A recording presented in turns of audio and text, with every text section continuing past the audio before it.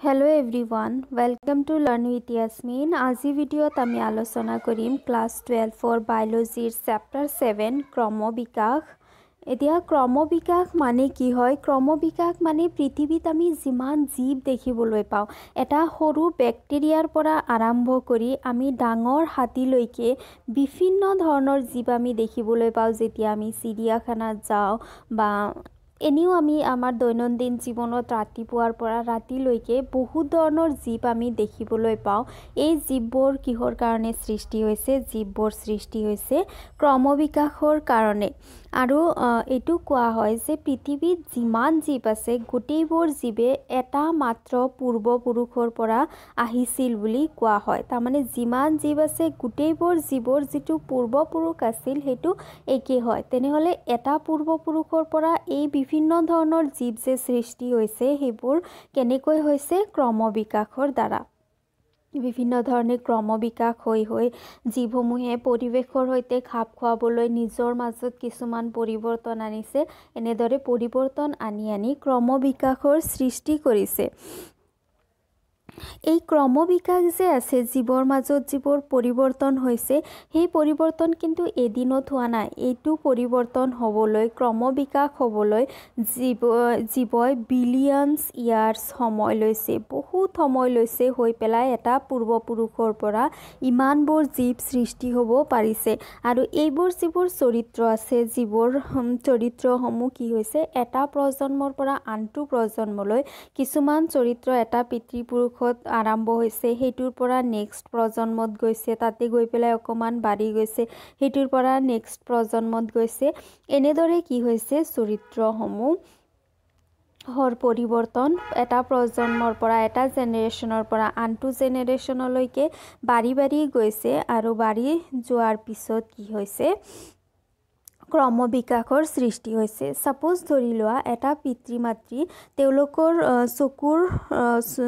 চুলিৰ ৰং হৈছে কি কলা চুলিৰ ৰং থকা পিতৃ মাতৃ। এতিয়া ইহঁতে সন্তান জন্ম দিলে, ইহঁতৰ যিটো সন্তান হ'ল, সন্তানৰ বাকী যিমানবোৰ ফিচাৰ্ছ আছে, বাকী যিমানবোৰ বাহ্যিক চৰিত্ৰ আছে গোটেইবোৰ পিতৃ মাতৃৰ সৈতে একেই হয়। কেৱল চুলিৰ ৰং ইয়াতে হ'লগৈ কেনেকুৱা ধৰণৰ মুগা বৰণৰ। এইটো যিটো অকণমান পৰিৱৰ্তন এইটো কিন্তু আমি খুব বেছি লক্ষ্য নকৰোঁ। আমি জাষ্ট চাম কি যে পিতৃ মাতৃৰ সৈতে সন্তানটো একেই হয়, জাষ্ট চুলিৰ কালাৰটো অকণমান মিল খোৱা নাই। এতিয়া এইটো যিটো সন্তান ই লাহে লাহে ডাঙৰ হ'ব, ডাঙৰ হৈ পেলাই ই যেতিয়া নিজৰ ল'ৰা ছোৱালী জন্ম দিলে সেইটো ল'ৰা ছোৱালীৰ কি হ'ল মুগা বৰণৰ চুলি হ'ল। মুগা বৰণৰ চুলিৰ লগতে ইয়াৰ চকুৰ ৰং হ'ল কি নীলা। কিন্তু ইহঁতৰ পেৰেণ্টছৰ চকুৰ ৰং কি আছিলে? কলা আছিলে। কিন্তু ইয়াতে সন্তানৰ চকুৰ ৰং গৈ পেলাই কি হ'ল নীলা হ'ল। তাৰমানে ইয়াতে মুগা চুলি আৰু নীলা বৰণৰ চকুৰ ৰং থকা সন্তান সৃষ্টি হ'ল। এতিয়া ইয়াক যেতিয়া ইয়াৰ পেৰেণ্টছৰ লগত মিলাবা যিটো পৰিৱৰ্তন দেখা পাবা সেইটো অকণমান পৰিৱৰ্তনহে দেখা পাবা। কিন্তু এইটো সন্তানক যেতিয়া ইয়াৰ গ্ৰেণ্ড পেৰেণ্টছৰ লগত মিলাই চোৱাৰ লগে লগে দেখিবলৈ পাবা বহুত বেছি পৰিৱৰ্তন হোৱা দেখিবলৈ পাবা। এনেদৰে কি হ'ব, এইটো যিটো সন্তান আছে নীলা চকু থকা এইটো সন্তানে যেতিয়া ইয়াৰ ল'ৰা ছোৱালী জন্ম দিব তাতে আকৌ নতুন কিছুমান পৰিৱৰ্তন আহিব, হয়নে? এনেদৰে পৰিৱৰ্তন কি হ'ব এটা প্ৰজন্মৰ পৰা আনটো প্ৰজন্মলৈ বাঢ়ি গৈ থাকিব, যিটো আমি বৰ বেছি লক্ষ্যই নকৰোঁ। এটা প্ৰজন্মৰ পৰা আনটো প্ৰজন্ম যেতিয়া সৃষ্টি হয় তাতে যিটো অকণমান পৰিৱৰ্তন যিটো আহে সেইটো লক্ষণীয় পৰিৱৰ্তন নহয়, কিন্তু এইটো পৰিৱৰ্তন গৈ পেলাই এটা ডাঙৰ পৰিৱৰ্তনৰ সৃষ্টি কৰিব পাৰে। আৰু সেইটোৱে এনেদৰে কি হয় ক্ৰমবিকাশৰ সৃষ্টি হয়। এতিয়া যিবোৰ জীৱ থাকে যিবোৰ সৃষ্টি প্ৰথমতে যিবোৰ জীৱ আছিল আগৰ আদিম পৃথিৱীত যিবোৰ জীৱ আছিল সেই জীৱবোৰ কি আছিল? এক কোষ থকা জীৱ আছিল, এককোষী জীৱ আছিল, বহুত চিম্পল জীৱ আছিল। সিহঁতৰ এটা কোষেই শৰীৰৰ যিমানখিনি কাৰ্য আছে গোটেইখিনি বিপাক ক্ৰিয়া এটা কোষেই সৃষ্টি কৰিছিল। তাৰপিছত এই এককোষী জীৱৰ যেতিয়া কি হ'ল ক্ৰমবিকাশ হৈ বিভিন্ন ধৰণৰ জীৱৰ সৃষ্টি হ'ল। সেই জীৱবোৰ লাহে লাহে কেনেকুৱা ধৰণৰ জীৱৰ সৃষ্টি হয়? কমপ্লেক্স জীৱৰ সৃষ্টি হয়। আৰু এনেও যেতিয়া জীৱৰ ক্ৰমবিকাশ হৈ যিটো জীৱ সৃষ্টি হয় সেইটো জীৱ সাধাৰণতে কি হয়, যিটো জীৱৰ পৰা ক্ৰমবিকাশ হৈছে সেইটোতকৈ অকণমান জটিল জীৱ হয়। জটিল জীৱ এইকাৰণে হয় যাতে ই কি কৰিব পাৰে, যিটো পৰিৱৰ্তিত পৰিৱেশ আছে সেইটোৰ সৈতে খাপ খাব পাৰে। ধৰি লোৱা কুকুৰৰ প্ৰজাতি এটা, তোমালোকে বিভিন্ন ধৰণৰ কুকুৰ দেখা পাইছা। কিছুমান কুকুৰ আছে ভেড়াৰ দৰে নোম থকা, কিছুমান আছে টাইগাৰৰ দৰে দেখিবলৈ পোৱা যায়, কিছুমানৰ হাইট অকণমান চুটি হয়, কালাৰ বেলেগ বেলেগ হয়, চকুৰ ৰং বেলেগ হয়। চ' ইহঁতৰ যদিও দেখিবলৈ বেলেগ হয় কিন্তু ইহঁতে কিন্তু একে প্ৰজাতিৰ অন্তৰ্ভুক্ত, একে প্ৰজাতিৰ জীৱ হয়। কিন্তু ইহঁতে কি কৰি লৈছে, নিজৰ মাজত কিছুমান ক্ৰমবিকাশ কৰি লৈছে। একে প্ৰজাতি মানে ইহঁতে নিজৰ মাজত প্ৰজনন কৰিব পাৰে। যেতিয়া জীৱে নিজৰ মাজত প্ৰজনন কৰিব পাৰে তেতিয়া সিহঁত এটা প্ৰজাতিৰ অন্তৰ্ভুক্ত হয়। চ' এতিয়া চাওঁ আৰু এটা কথা, তোমালোকে চাগে খেলিছা সৰুতে, এনেকুৱা এটা গেম আছে, যিমান মানুহ বেছি হয় সিমান ভাল হয়। ছাপ'জ তুমি এজনৰ কাণত কিবা এটা কথা কৈছা, সেইজন মানুহে সেইটোক ফুচফুচাই পেলাই কৈছা, সেইজন মানুহে সেইটো কথা দ্বিতীয়জনক ক'ব লাগে, দ্বিতীয়জনে তৃতীয়জনক, তৃতীয়জনে চতুৰ্থজনক, চতুৰ্থজনে পঞ্চমজনক, এনেদৰে কৈ যাব লাগে। এতিয়া এইজন মানুহে যিটো কথা কৈছিলে সেইটো কথা গৈ পেলাই লাষ্ট মানুহজনৰ ওচৰত গৈ পেলাই কথাটো কিন্তু বেলেগ হৈ যায়, একদমেই বেলেগ হৈ যায়। ই যিটো শুনে ইয়াতে আহি পেলাই অকণমান পৰিৱৰ্তন হয় কথাটো, ইয়াৰ পৰা ইয়াতে আহি অকণমান পৰিৱৰ্তন হয়, ইয়াৰ পৰা ইয়াতে, ইয়াৰ পৰা ইয়াতে। কৰি চাব পাৰা তোমালোকে কেইজনমান মানুহে ফ্ৰেণ্ডছৰ সৈতে লগ লাগি পেলাই। চ' ক্ৰমবিকাশো এনেকুৱা হয়, যেতিয়া ক্ৰমবিকাশ ষ্টাৰ্ট হয় অকণমান পৰিৱৰ্তন হয়, এইটোৰ পৰা নেক্সট জেনেৰেশ্যনত গৈ পেলাই আৰু অকণমান পৰিৱৰ্তন হয়, এনেদৰে পৰিৱৰ্তন হৈ গৈ থাকে। তাৰপিছত গৈ পেলাই এটা নতুন বেলেগ ধৰণৰ জীৱৰে সৃষ্টি হয়, যিটো প্ৰথমটো জীৱৰ সৈতে একেবাৰেই বেলেগ দেখিবলৈ পোৱা যায়। চ' সেইটোৱে হৈছে কি ক্ৰমবিকাশ। চ' এইটো চেপ্টাৰত আমি যিকেইটা টপিক পঢ়িব লাগিব সেইকেইটা হৈছে কি, জীৱৰ উৎপত্তি, জীৱ কেনেদৰে সৃষ্টি হৈছিল, জীৱৰ ৰূপৰ ক্ৰমবিকাশ, এক মতবাদ, ক্ৰমবিকাশৰ সাক্ষ্যসমূহ কি কি, অনুকূলীয় বিকিৰণনো কি, জৈৱিক ক্ৰমবিকাশ, ক্ৰমবিকাশৰ কাৰিকৰী প্ৰণালী, হাৰ্ডি-উইনবাৰ্গ তথ্য, ক্ৰমবিকাশৰ এটি চমু বৰ্ণনা আৰু মানৱ উৎপত্তি আৰু ক্ৰমবিকাশ। এইকেইটা টপিক আছে আমাৰ এইটো চেপ্টাৰত। চ' আমি চাওঁ চেপ্টাৰত কি আছে।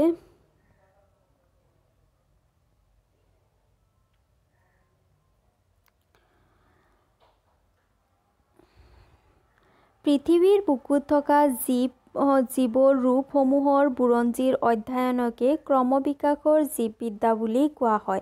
তাৰমানে পৃথিৱীত যিমানবোৰ জীৱ আমি দেখিবলৈ পাওঁ, বিভিন্ন ধৰণৰ জীৱ আমি পৃথিৱীত দেখিবলৈ পাওঁ, সেই জীৱসমূহ কেনেদৰে এটা পূৰ্বপুৰুষৰ পৰা সৃষ্টি হৈছিল সেই বিষয়ে অধ্যয়ন কৰাকে কি বুলি কোৱা হয়, ক্ৰমবিকাশ বুলি কোৱা হয়। প্ৰকৃততে ক্ৰমবিকাশনো কি, পৃথিৱীৰ বুকুত যিবোৰ হাজাৰ হাজাৰ বছৰ ধৰি উদ্ভিদ আৰু প্ৰাণীসমূহৰ যি পৰিৱৰ্তন হৈছে, সেই পৰিৱৰ্তনৰ জ্ঞানৰ বাবে আমি জীৱৰ উৎপত্তিৰ কথা জানিব লাগিব। চ' কি আছে যে পৃথিৱীত বিভিন্ন ধৰণৰ জীৱ আছে, হয়নে, বিভিন্ন ধৰণৰ উদ্ভিদ আছে, প্ৰাণী আছে, আৰু সেই প্ৰাণীবোৰ কি হৈছে সময়ৰ লগে লগে পৰিৱৰ্তন হৈছে। এতিয়া সেই পৰিৱৰ্তনসমূহ জানিবলৈ হ'লে আমি প্ৰথমতে জানিব লাগিব যে প্ৰথমটো যিটো জীৱ আছিল সেইটো কেনেদৰে উৎপত্তি হৈছিল। তাৰপিছতহে আমি গম পাম যে সেইটো জীৱৰ পৰা আজিৰ যিবোৰ জীৱ আছে সেইবোৰত কেনেকুৱা ধৰণৰ পৰিৱৰ্তন আহিছে। এক কথাত পৃথিৱী, তৰা আৰু প্ৰকৃততে সমগ্ৰ বিশ্বব্ৰহ্মাণ্ডৰ ক্ৰমবিকাশৰ কথা জানিব লাগিব। আৰু এইটো জানিবলৈ হ'লে, জীৱৰ উৎপত্তি জানিবলৈ হ'লে আমি পৃথিৱীৰ উৎপত্তি জানিব লাগিব, তৰাসমূহৰ উৎপত্তি জানিব লাগিব, আনকি গোটেই বিশ্বব্ৰহ্মাণ্ডৰ বিষয়ে আমি জানিব লাগিব। জীৱৰ উৎপত্তি, বিভিন্ন জীৱ ৰূপৰ আবিৰ্ভাৱ আৰু জীৱৰ বুকুত দেখিবলৈ পোৱা জৈৱ বৈচিত্ৰতাৰ আঁৰত আছে ক্ৰমবিকাশৰ বিস্তাৰ্ণ বুৰঞ্জী। জীৱৰ উৎপত্তি আৰু জীৱৰ ৰূপ থাকে, বাহ্যিক ৰূপ থাকে, সেইবোৰ পৃথিৱীৰ বুকুত দেখা পোৱা বিভিন্ন ধৰণৰ জৈৱ বৈচিত্ৰ্য মানে বিভিন্ন ধৰণৰ জীৱৰ বিভিন্নতা, এইবোৰৰ আঁৰতে লুকাই আছে কি কেনেদৰে জীৱসমূহৰ ক্ৰমবিকাশ হৈছিল সেই বুৰঞ্জী লুকাই আছে। জীৱৰ উৎপত্তি, অৰিজিন অফ লাইফ। জীৱৰ উৎপত্তি কেনেদৰে হৈছিল? নিশাৰ পৰিষ্কাৰ আকাশত আমি যেতিয়া তৰাবিলাকলৈ চাওঁ তেতিয়া প্ৰকৃততে আমি আমাৰ অতীতলৈ ঘূৰি চোৱাৰ দৰে হয়। আমি আজি যিবিলাক বস্তু চকুৰে দেখা পাই আছোঁ সেইবিলাকৰ যাত্ৰা হাজাৰ হাজাৰ কিলোমিটাৰ আঁতৰৰ পৰা হাজাৰ হাজাৰ বছৰ আগতে আৰম্ভ হৈছিল। সেয়ে আমি যেতিয়া আকাশৰ তৰাবোৰ চাওঁ তেতিয়া আমি আমাৰ অতীতক ঘূৰি চোৱাৰ দৰে হয়। আমি যেতিয়া কি কৰোঁ যে যেতিয়া সন্ধিয়া আকাশ যেতিয়া পৰিষ্কাৰ থাকে তেতিয়া যদি আমি আকাশৰ ফালে চাওঁ তেতিয়া আমাৰ এনেকুৱা মন হয়, এনেকুৱা আমি ভাবোঁ যে এই তৰাবোৰৰ যিবোৰ আমি দেখিবলৈ পাই আছোঁ ইহঁতৰ যিটো যাত্ৰা আৰম্ভ হৈছিল সেইটো বহু হাজাৰ বছৰ আগতে ইহঁতৰ যাত্ৰা আৰম্ভ হৈছিল। ইহঁত আজিতো সৃষ্টি হোৱা নাই, গতিকে ইহঁতে বহু বছৰ আগতে সৃষ্টি হৈছিল। বিশ্বব্ৰহ্মাণ্ডৰ বুৰঞ্জীত জীৱৰ উৎপত্তি এক অবিস্মৰণীয় ঘটনাৰ দৰে। বিশ্বব্ৰহ্মাণ্ডৰ পৰিসৰ সীমাহীন, তুলনামূলকভাৱে পৃথিৱীখন তাৰ এটি সামান্য অংশ মাত্ৰ। আমি যদি গোটেই সোলাৰ চিষ্টেমখন চাওঁ, গোটেই বিশ্বব্ৰহ্মাণ্ডখন যদি চাওঁ, তাৰে ভিতৰত আমাৰ যিটো পৃথিৱী আছে সেইটো মাত্ৰ এটা সৰু অংশহে মাত্ৰ। গতিকে গোটেই বিশ্বব্ৰহ্মাণ্ডখন কেনেদৰে উৎপত্তি হৈছিল এইটো অবিস্মৰণীয়। এইটো অবিস্মৰণীয় মানে এটা বিশ্বাস নোহোৱা ঘটনাৰ দৰে ভালকৈ ভাবি চালে আমাৰ এনেকুৱা লাগে। যদি পৃথিৱীটো বিশ্বব্ৰহ্মাণ্ডৰ এটা সৰু অংশ হয় কিন্তু আমাৰ কাৰণে পৃথিৱীটো কিমান ডাঙৰ হয়, হয়নে? কিন্তু বিশ্বব্ৰহ্মাণ্ডৰ ক্ষেত্ৰত পৃথিৱী এটা মাত্ৰ সৰু অংশহে।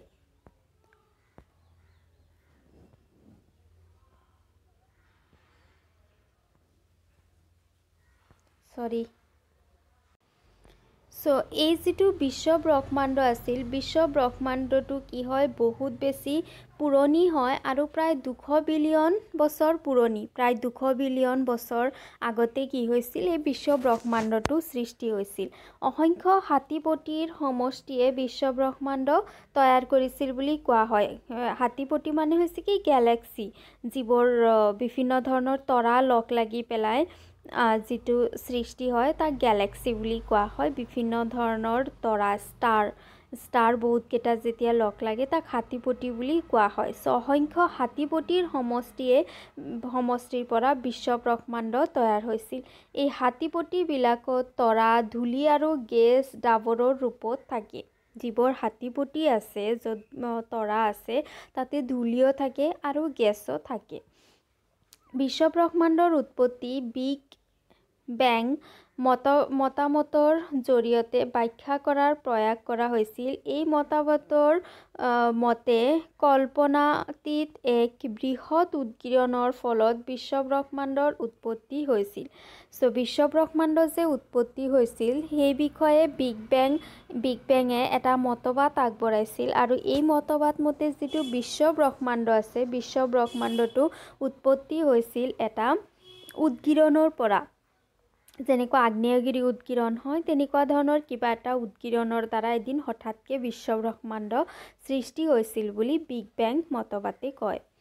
ক্ৰমান্বয়ে ইয়াৰ প্ৰসাৰ হোৱাৰ ফলত তাপমাত্ৰা নিম্নগামী হ'ল আৰু কিছু সময়ৰ অন্তত হাইড্ৰজেন আৰু হিলিয়াম গেছৰ সৃষ্টি হ'ল।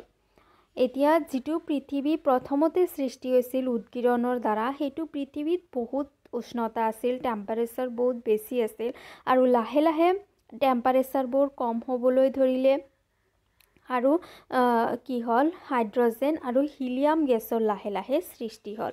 মহাকৰ্ষণৰ ফলত গেছসমূহ গোট মাৰিলে আৰু বৰ্তমান বিশ্বব্ৰহ্মাণ্ডৰ হাতীপতি তৈয়াৰ কৰিলে। মহাকৰ্ষণৰ ফলত কি হ'ল, গেছ যিবোৰ গেছ সৃষ্টি হৈছিল গেছসমূহ গোট মাৰি মাৰি বিশ্ব ব্ৰহ্মাণ্ডৰ যিটো হাতীপতি আছে সেইটো সৃষ্টি হ'ল বিগ বেঙৰ মতে। সৌৰজগতৰ হাতীপতি পৃথিৱীৰ পৰা প্ৰায় 4.5 বিলিয়ন বছৰৰ আগতে সৃষ্টি হোৱা বুলি বিশ্বাস কৰা হয়। সৌৰজগতৰ যিটো হাতীপতি আছে, যিটো তৰাৰ সমষ্টি আছে, সেইটো পৃথিৱীৰ পৰা বহুত বছৰ আগতে 4.5 বিলিয়ন বছৰ বহুত বছৰ আগতে সৃষ্টি হৈছিল বুলি ব্যাখ্যা কৰা হয়। আদিতে বিশ্বাস কৰা হয় আদিতে পৃথিৱীত কোনো বায়ুমণ্ডল নাছিল। যেতিয়া পৃথিৱী বা বিশ্বব্ৰহ্মাণ্ড যেতিয়া সৃষ্টি হৈছিল তেতিয়া কোনো ধৰণৰ বায়ুমণ্ডল নাছিল পৃথিৱীত বা বিশ্বত। গলিত দ্ৰব্যৰ পৰা ওলোৱা বাষ্প, মিথেন, কাৰ্বন ডাই অক্সাইড, এমনিয়াই সমগ্ৰ পৃথিৱীক ঢাকি ৰাখিছিল। পৃথিৱীত কোনো ধৰণৰ বায়ুমণ্ডল নাছিল, গতিকে যিবোৰ জলীয় বাষ্প আছে, মিথেন, কাৰ্বন ডাই অক্সাইড, এমনিয়া এনেকুৱা ধৰণৰ কিছুমান গেছ আছিল আৰু এই গেছবোৰে গোটেই পৃথিৱীখনক ঢাকি ৰাখিছিল। সূৰ্যৰ পৰা ওলোৱা অতি বেঙুনীয়া ৰশ্মিয়ে পানীক হাইড্ৰজেন আৰু অক্সিজেনলৈ ৰূপান্তৰ কৰিছিল। সূৰ্যৰ পৰা যিবোৰ অতি বেঙুনীয়া ৰশ্মি যিবোৰ নিঃসৰণ হৈছিল সেইবোৰে কি কৰিছিল, হাইড্ৰজেন আৰু অক্সিজেন গেছলৈ ইহঁতে পৰিণত কৰিছিল। পানী H2O ইহঁতক কি কৰিছিল, H2 আৰু O লৈ ৰূপান্তৰিত কৰিছিল। ইয়াৰ ফলত পাতল হাইড্ৰজেন গেছ নিৰ্গত হৈছিল। অক্সিজেন, এমনিয়া আৰু মিথেনৰ লগ লাগি পানী, কাৰ্বন ডাই অক্সাইড আৰু আন দ্ৰব্য তৈয়াৰ কৰিছিল। অক্সিজেন, এমনিয়া আৰু মিথেন লগ লাগি পেলাই পানী, কাৰ্বন ডাই অক্সাইড আৰু আন কিছুমান দ্ৰব্য সেইটো সময়ত তৈয়াৰ কৰিছিল। লগতে ওজনৰ তৰপো তৈয়াৰ হৈছিল। যিটো ওজনৰ তৰপ আছে, যিয়ে অতি বেঙুনীয়া ৰশ্মি যিটো আছে সেইটোক প্ৰটেক্ট কৰে, সেইটোক পৃথিৱীত পৰিব নিদিয়ে, সেই ওজন লেয়াৰৰো সৃষ্টি হৈছিল সেইটো সময়ত। লাহে লাহে তাপমাত্ৰা নিম্নগামী হোৱাৰ ফলত পানীৰ পৰা বৰষুণ সৃষ্টি হয় আৰু ফলত পৃথিৱীৰ বুকুত সাগৰ সৃষ্টি হৈছিল। এতিয়া সাগৰ কেনেকৈ সৃষ্টি হৈছিল। পৃথিৱীখন প্ৰথমতে যেতিয়া সৃষ্টি হৈছিল তাতে বহুত বেছি টেম্পাৰেচাৰ আছিল। লাহে লাহে টেম্পাৰেচাৰবোৰ কমি আহিবলৈ ধৰিলে, ফলত পানীৰ পৰা বৰষুণৰ সৃষ্টি হ'বলৈ ধৰিলে আৰু এনেদৰে বৰষুণ হৈ হৈ লাহে লাহে পানী জমা হৈ হৈ সাগৰ, নদী এইবোৰৰ সৃষ্টি হ'ল। পৃথিৱীৰ সৃষ্টিৰ প্ৰায় 500 মিলিয়ন বছৰ পিছত জীৱৰ সৃষ্টি হৈছিল। এতিয়া পৃথিৱীতো সৃষ্টি হ'ল এনেকৈ, পৃথিৱীত বিভিন্ন ধৰণৰ গেছসমূহ কেনেদৰে সৃষ্টি হ'ল পালা, সাগৰ সৃষ্টি হ'ল, পানীৰ সৃষ্টি হ'ল আৰু এনেদৰে পৃথিৱীখন সৃষ্টি হোৱাৰ বহুত মিলিয়ন বছৰ পিছত কি হৈছিল, জীৱসমূহৰ সৃষ্টি হৈছিল, অৰ্থাৎ প্ৰায় 400 বিলিয়ন বছৰ আগতে। তাৰমানে যিটো পৃথিৱীৰ সৃষ্টি হৈছিল সেইটো 400 বিলিয়ন বছৰ আগতে সৃষ্টি হৈছিল। কিছুমান বিজ্ঞানীয়ে এনেধৰণে বিশ্বাস কৰে যে পুৰণি গ্ৰীক মনোবিজ্ঞানীসকলৰ মতে ৰেণুৰ দৰে ক্ষুদ্ৰ জীৱ বাহিৰৰ পৰা পৃথিৱীক সাঙুৰি বিভিন্ন গ্ৰহলৈ পৰিবাহিত হৈছিল। তাৰমানে কিছুমান বিজ্ঞানীৰ মতে জীৱ যে সৃষ্টি হৈছিল সেইটোৰ যিটো সঠিক মতবাদ সেইটো এতিয়ালৈকে অহা নাই। গতিকে বিভিন্ন ধৰণৰ বিজ্ঞানীয়ে বিভিন্ন ধৰণৰ মতবাদ আগবঢ়াইছিল। তাৰে ভিতৰত কিছুমান মনোবিজ্ঞানীৰ মতে যে যিবোৰ পৃথিৱী যেতিয়া সৃষ্টি হৈছিল তেতিয়া পৃথিৱীৰ চাৰিওফালে কিছুমান ৰেণুৰ দৰে ক্ষুদ্ৰ ক্ষুদ্ৰ জীৱ আছিল আৰু সেই জীৱবোৰে পৃথিৱীক সাঙুৰি পেলাই, পৃথিৱীক আৱৰি পেলাই বিভিন্ন ধৰণৰ গ্ৰহ যে আছে সৌৰজগতৰ সেই গ্ৰহসমূহলৈ পৰিবাহিত হৈছিল। কিছুমানে ভাবে পেনস্পাৰ্মিয়া এটি সুন্দৰ মতবাদ। বহুদিনলৈ গেলাপচা, খেৰ, বোকা ইত্যাদিৰ পৰা সৃষ্টি হোৱা বুলি বিশ্বাস কৰিছিল। ইয়াক স্বতঃস্ফূৰ্ত সৃষ্টিৰ মতবাদ বুলিও আখ্যা দিয়া হয়। স্বতঃস্ফূৰ্ত সৃষ্টিটো এতিয়া এক্সামত আহি থাকে। কিছুমান চাইণ্টিষ্টে আগবঢ়াইছিল পেনস্পাৰ্মিয়া মতবাদ। এই মতবাদ মতে কি হয় যে যিবোৰ গেলাপচা, খেৰ আছে, তাৰপিছত বোকা আছে ইত্যাদিৰ পৰা পৃথিৱীখন সৃষ্টি হৈছিল আৰু এইটো যিটো মতবাদ পেনস্পাৰ্মিয়া, ইয়াক স্বতঃস্ফূৰ্ত মতবাদ বুলিও কোৱা হয়। তাৰমানে স্পন্টেনিয়াছ, হঠাৎকৈ সৃষ্টি হৈছিল পৃথিৱী বুলি কয়। লুই পষ্টাৰে অতি সাৱধানতাৰে কিছুমান পৰীক্ষা কৰি দেখুৱাইছিল যে জীৱ পূৰ্বৱৰ্তী জীৱৰ পৰাহে সৃষ্টি হয়। লুই পষ্টাৰ এজন চাইণ্টিষ্ট আছিল। তেওঁ কিছুমান পৰীক্ষাৰ সহায়ত প্ৰমাণ কৰিছিল যে যিবোৰ জীৱ আছে পৃথিৱীত, সেইবোৰ জীৱ কিছুমান আগৰ জীৱ আছিল, সেইবোৰৰ পৰা সৃষ্টি হৈছে। তেওঁ কিছুমান বীজাণু শূন্য ফ্লাক্সত মৃত ইষ্ট ভেকুৰ সুমুৱাই দিছিল, ফলত তাত কোনো জীৱৰ সৃষ্টি হোৱা নাছিল। তেওঁ কি কৰিছিল যে এটা ফ্লাক্সৰ ভিতৰত কিছুমান মৃত জীৱ জন্তু, যেনেকুৱা স্বতঃস্ফূৰ্ত মতবাদৰ মতে যে মৃত গেলা পচা বস্তুৰ পৰা পৃথিৱী সৃষ্টি হৈছিল, গতিকে তেওঁ এইটো প্ৰমাণ কৰিবলৈ কিছুমান মৃত ভেকুৰ, ইষ্ট এইবোৰক কি কৰিছিল, এটা ফ্লাক্সত সুমুৱাই দিছিল। সুমুৱাই দিয়াৰ পিছত তেওঁ দেখা পাইছিল যে তাৰ পৰা কোনো ধৰণৰ জীৱ সৃষ্টি নহয়।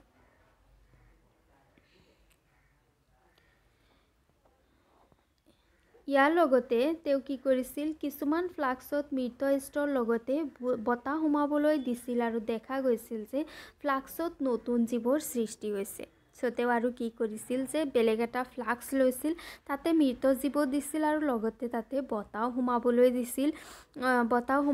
দিছিল আৰু দেখা পাইছিল যে কিছুমান জীৱ তাতে সৃষ্টি হৈছিল। ইয়াৰ লগে লগে স্বতঃস্ফূৰ্ত সৃষ্টিৰ মতবাদক চিৰদিনৰ বাবে দলিয়াই পেলোৱা হৈছিল। যেতিয়া লুই পষ্টাৰে এইটো প্ৰমাণ কৰি দেখুৱাইছিল যে মৃত জীৱৰ পৰা জীৱ সৃষ্টি নহয়, আনকি মৃত জীৱৰ লগত যেতিয়া বতাহো থাকে তেতিয়াহে জীৱ সৃষ্টি হয়, তেতিয়াৰ পৰা স্বতঃস্ফূৰ্ত যিটো সূত্ৰ আছিল, মতবাদ আছিল, সেইটো আৰু গ্ৰহণযোগ্য হোৱা নাছিল। অৱশ্যে তেতিয়ালৈকে জীৱ প্ৰথম কেনেকৈ সৃষ্টি হ'ল তাৰ কোনো গ্ৰহণযোগ্য সমাধান পোৱা যোৱা নাছিল। আজি ভিডিঅ'ত ইমানখিনিয়ে। নেক্সট ভিডিঅ'ত আমি অপাৰেণ্ট আৰু হেলডিনৰ যিটো এক্সপেৰিমেণ্ট আছে এইটো আলোচনা কৰিম। ভিডিঅ' ভাল লাগিলে লাইক কৰিবা, ফ্ৰেণ্ডছৰ সৈতে শ্বেয়াৰ কৰিবা আৰু প্লিজ চেনেল ছাবস্ক্ৰাইব কৰিবা। Thank U.